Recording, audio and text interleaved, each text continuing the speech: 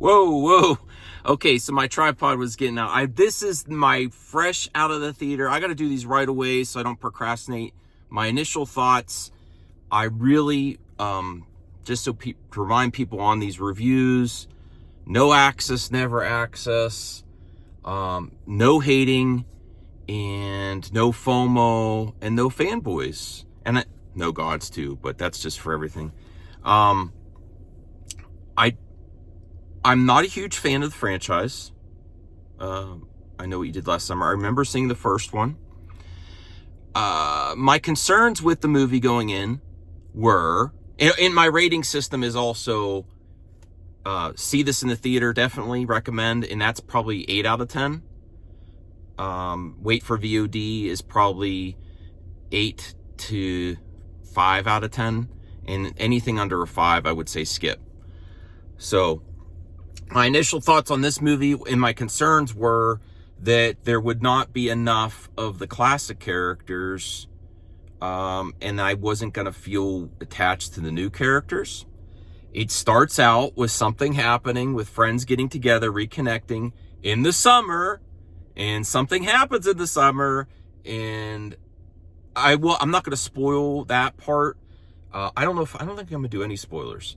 The premise that gets them there is really well done. The new characters are really well done. I wasn't sure if I was going to like the new actors and actresses. I actually think the younger cast was better than some of the returning cast from the 97 movie. Not all, but Jennifer Love Hewitt was great. I think she was really the best part of the old cast, and you know that she's coming back from the trailers. So the premise is great. The tension's great. The way it's set up is really well done.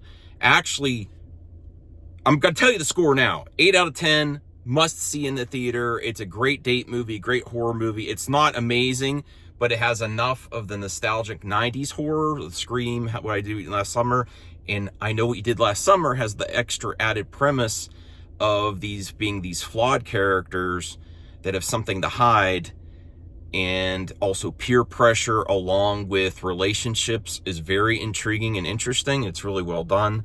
There is the cheesiness, so everything at the beginning is very plausible. As these movies go on, as I'm new to horror, the plot twist comes, the cheesiness comes when the reveals happen. It's not as bad as some other ones, though, and I still enjoyed it, but I was at a 9 out of 10 halfway through the movie, and then when stuff started happening and connecting to the old, I bumping it down to an 8 out of 10. But I would totally watch this again with my wife. I wish my wife was with me on this one, because I think it's a great, fun watch. Definitely worthy of your funds. Theater worthy. This is a theater worthy horror movie, especially if you're looking for a date night horror movie with your wife, your significant other, whoever, or a group of friends. It's a lot of fun. There is cheese, but this is the genre, this type of movie, and the sequences are fun and thrilling. So I would recommend this in the theater, and I'm happy to see it, and I enjoyed it. It did feel a little bit long. It almost makes me want to bump it down to 7.5, but that's still, but I would say 8 out of 10. Go see this in the theater. A lot of fun. And I will do the wrap up in the hall later.